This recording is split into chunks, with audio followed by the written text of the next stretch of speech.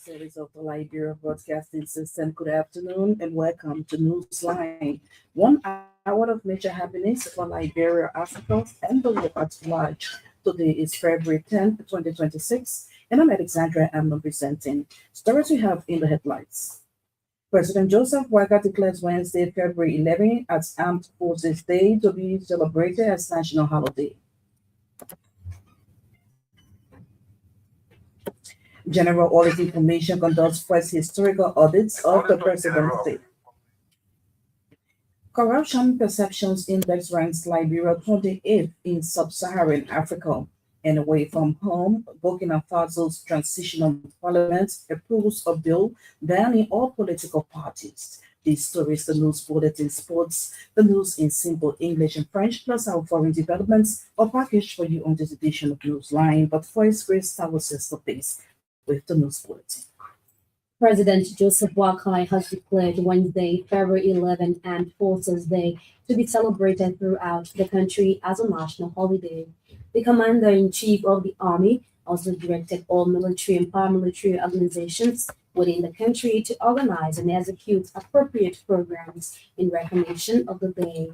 This year's event will be celebrated under the theme Securing Liberia Together, strengthening interagency cooperation against drug trafficking and emerging security threats. Our Foreign Ministry release says special attention and honor will be given to the veterans of the AFL and the Coast Guard who have upheld the tenets of democracy and human rights during service. President Boakai in the release mandates all government offices, public and business houses to be closed on Wednesday. The proclamation is in consonance of the National Legislature declared the day of February of each year as Armed Forces Day to be observed as a national holiday. Information Minister Jerome Pia says an audit of the presidency has been carried out to promote transparency and accountability in government. Minister Pia said the exercise reflects President Joseph Boakai's commitment to good governance and proper management of public resources. According to him, the government is strengthening financial discipline across public institutions to build public trust. He noted that regular audits and oversight measures remain central to the administration's reform agenda. The Auditor General went on to describe that action as unprecedented. The Auditor General says this is the first time historically for the office of the President to be subjected to audit. The Information Minister also highlighted ongoing and planned road projects nationwide, including community gravel road improvements and major bridge constructions. Minister Pia disclosed that more road rehabilitation works will begin before the end of the dry season, including street paving and repairs on major highways. Information Minister Jerome Pia has underscored the importance of the 69th anniversary of the Armed Forces of Liberia. Minister Pia said this year's anniversary is being celebrated under the theme Securing Liberia Together. The theme, according to him, reflects the government's commitment to addressing emerging security challenges through collaboration. Minister Pia noted that the AFL 69th anniversary is focused on cooperation and fighting modern security threats. The Information Minister said the program, which will be held at the Barclay Training Center in Monrovia, will also promote peace and unity among national security apparatus. Meanwhile, Minister Pia noted that these efforts are intended to reinforce the military's role as a force for good and to promote peace and development within local communities. Liberia has moved from 29 to 28 spot in Sub-Saharan Africa on Transparency International's Annual Corruption Perceptions Index. The latest score means Liberia corruption fight is improving despite the menace being a serious threat in every part of the world. Scoring 182 countries around the world, the Corruption Perception Index is the leading global indicator of public sector corruption. According to the report, Liberia has a score of 28 this year, with a change of 1 since last year. The country is ranked 136 out of 182 countries across the world. Transparency International in the report urged leaders to act and tackle abuses of power and the wider factors driving decline, such as the rollback of democratic checks and balances and attacks on independent civil society. It said anti-government protests in many parts of the world show that people are fed up with unaccountable leadership and are demanding reforms. The index ranks 182 countries and territories worldwide by their perceived levels of public sector corruption. The results are given on a scale of 0, which is highly corrupt, to 100, very plain. The General Auditing Commission has officially launched its 5-year strategic plan, which runs from 2026 to 2030. Launching the plan in Nairobi on Tuesday, Liberia's Auditor General Gaswa Jackson said the plan represents a bold step to strengthen public accountability and reinforce institutional resilience. He also noted that the plan aims to position the GSC as a practice supreme audit institution that maintains international standards and delivers measurable values to Liberians. The plan contains 5 strategic goals, including transforming audit delivery, pursuing financial independence, enhancing operational excellence, leveraging digital transformation, and improving people and culture.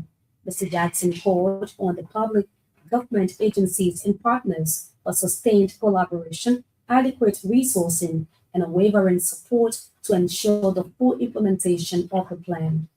At the same time, the legislature has pledged its commitment to support the General Auditing Commission on the implementation of its 5-year strategic plan. The Joint Committee Chair on Public Accounts and Audit at the House of Representatives, Clarence Black, said the legislature is impressed with the level of transformation at the GST. Representative Gah said the legislature has been working with the Finance Ministry to ensure financial independence of integrity institutions to promote transparency and accountability. The Margibi County lawmaker also praised President Joseph Boakai for calling for the audit of the central bank, the Executive Protection Service, among others. According to him, such move clearly indicates the president's willingness to promote accountability. He assured the GSE of the legislature's willingness and commitment to ensure that public hearings are held on audits being conducted and recommendations are implemented. The House of Representatives has resolved to investigate the ongoing construction of the Mana River Union Center for Regional Peace and Development in Foya, Lopa County. The decision followed a communication from Grand Juda County District 2 Representative Marie Johnson, who raised concerns over the project's initiation, funding, and execution. Representative Johnson questioned whether the project received legislative approval, citing Article 34D of the Constitution, which gives the legislature authority over public spending. Plenary has since forwarded the matter to the House leadership to engage the executive. Members of the House said while they support regional peace initiatives, constitutional procedure and financial transparency must be upheld. The newly appointed Deputy for Administration at the Liberia Broadcasting System, Kadiatu Conte Bruhiri, has expressed gratitude to President Joseph Boakai for confidence placed in her through her recent appointment. In her remarks, she reflected on her long career in journalism and public service, stating that her passion for media has followed her throughout her professional life.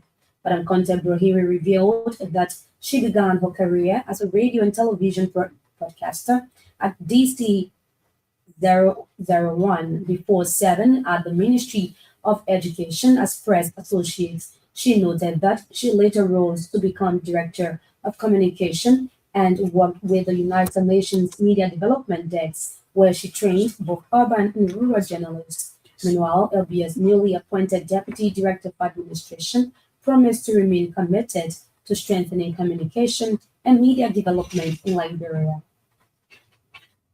The Gender Ministry has condemned of what it calls an inhumane act against a minor identified as Noah Dennis in the Soul Clinic community in Pinsville.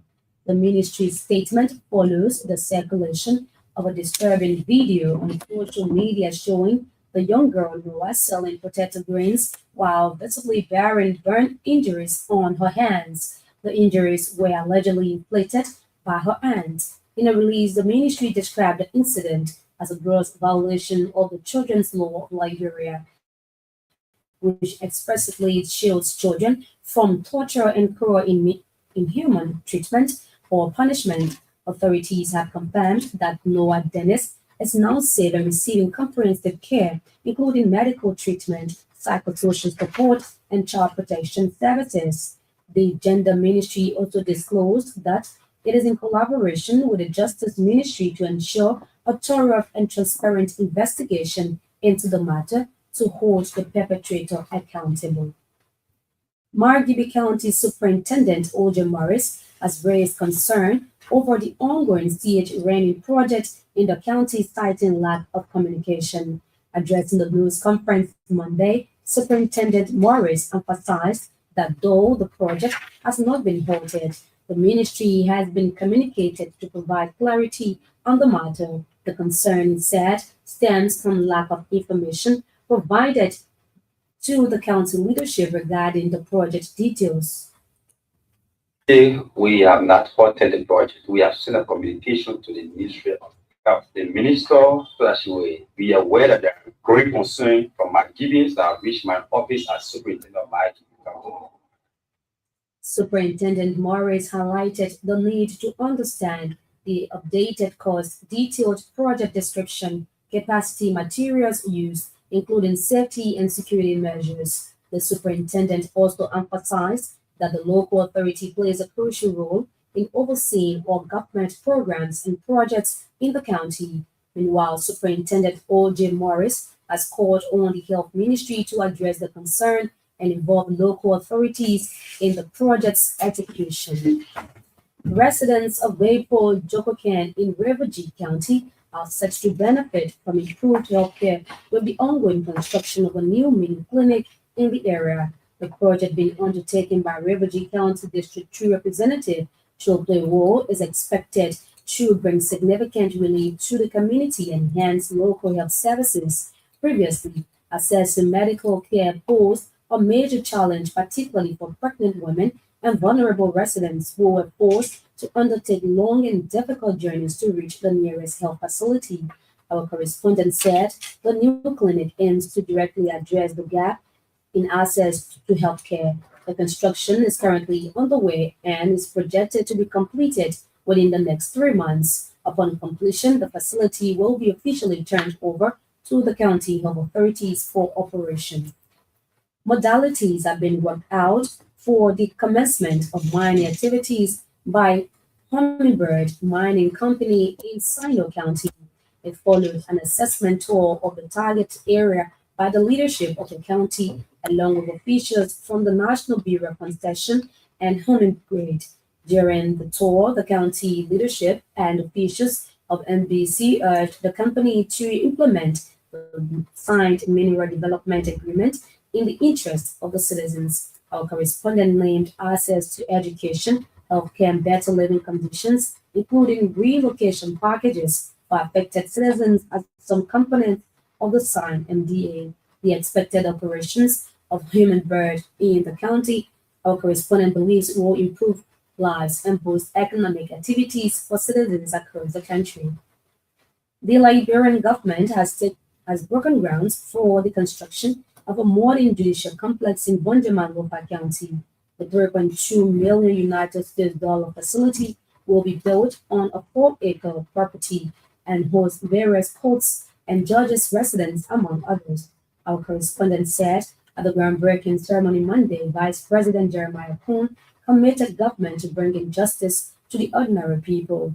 Chief Justice Yamugweze then charged residents to take charge of the project, making sure materials are protected and the 1-year completion period is reached. Local chiefs, students, officials of government, and other dignitaries were in attendance, and cultural performances were highly displayed. Meanwhile, residents are excited over the project and are commending government and stakeholders for the initiative.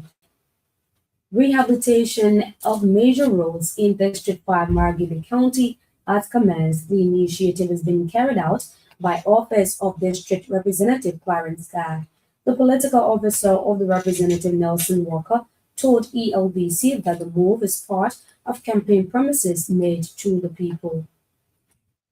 On how better roads can be targeted on this process because the construction of roads cannot be done exclusively during the rain season. So our concentration is on this process. According to Mr. Walker, Representative Guy in 2017 promised to create access to funds to market roads across the district to improve the livelihoods of citizens. The Margibi County District 5 political officer noted that the ongoing road work is in continuation of many development programs taking place in the district, and that's the bulletin. The news bulletin is a regular feature on the Newsline. Grace will be back with the foreign developments later. As we have heard in the news, for the first time in the country's history, the office of the president has been audited. Minister Piat, addressing the Ministry of Information, said the move by the General Auditing Commission is a great step towards transparency and accountability at the highest level. He spoke Tuesday in Monrovia. Too many different things are happening in the country that people don't pay